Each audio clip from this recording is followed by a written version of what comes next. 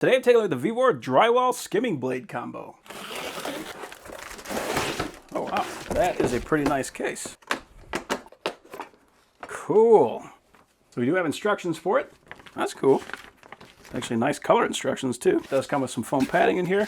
And this is going to be one of those things where putting it all back together is probably going to be a little complicated, so it's probably worth paying attention to how the thing comes out. Just because there is 3 skimming blades in here. It's actually not that complicated. You've got a big one or a short one here in the back, and then the other one flips upside down and sticks inside. So yeah, less complicated than I thought.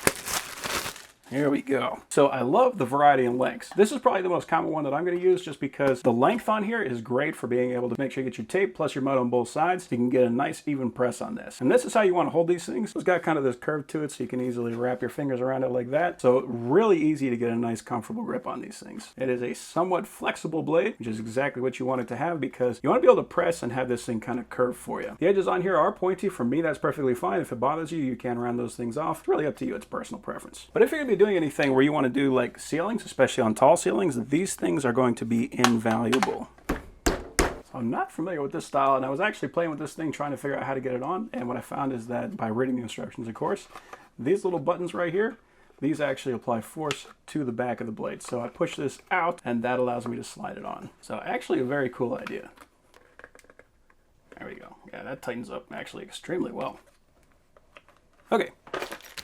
Now we got some hardware, and that is going to be used to attach a swivel to the head. And you can kind of see how this is offset to the left a little bit. So this has teeth, which is going to be very important because we don't want this handle to be moving as we're pressing on it. That is just going to line up with those teeth on there. And we can drop our bolt in and the nut from the other side. One thing I really like seeing is that there's actually a hex cut out in the back of there. That's going to give a spot for this nut so that it can hold securely. You can kind of see how it sinks in there like that. And I can just finish screwing this in from the other side.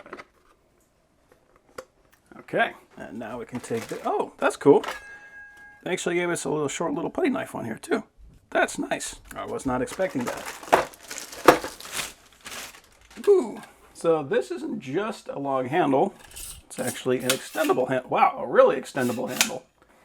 So it tightens up kind of like a shower curtain rod. You just give it a twist, and we're looking at about, it's like about 7 feet when it's fully extended. That is very long. So no problem reaching extra high ceilings with this.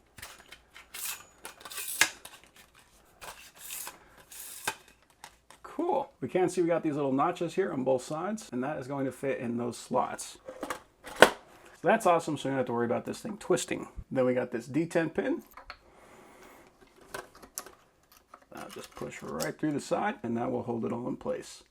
So very good design there. But now if I'm doing taping on the ceiling, I can just take this thing, press it right to the ceiling and drag it across. No more standing on buckets or anything like that. I can do everything very simply right from the floor. So this is an awesome tool for that. So it looks like these are just extra screws in case you lose any. So if, for example, you're taking the blade out of this long one, you can see they're kind of held in by screws there at the bottom. So you can take that blade out, replace it if you need to. You still got these handles, so it's going to be a much cheaper way to go if you ever decide you need to replace that. And then even if you lose those tiny little screws, you got extra of the exact same ones right here in that bag. So that's pretty cool. You can see this right here, same thing, but super long. So if you're going to be trying to fill a tape joint that's extra sunk in or something like that, you got some kind of a problem that you need to flatten out, this is going to be able to do the job better than anything else. So you just start out at kind of an angle, go down, start flattening it out, and then when you get to the bottom, you're going to have a nice flat surface. If you need to do some touch-up, you can, but usually with these, with something this long, you can usually do it all in one sitting. So that's where these things really come in handy. Just the amount of time you save and plus the quality of the results that you get. You're not going to get that waving pattern. These things are fantastic for that. And I really like the finish on here too. That nice chrome finish. Like for cleaning these things up when you're done, just running some water over it, it's really all you need. So really like that. And there is our small one. And for being a small one, this is actually still pretty big. Like for most taping knives, like the big ones are about this size. So between this and then those two right there, you're going to be able to tackle any job. This is a fantastic kit. So yeah, I am very happy to have this. Like just having this thing makes me feel more comfortable about tackling more complex drywall jobs. If you really care about the work that you're doing, a set like this is invaluable. So very nice set.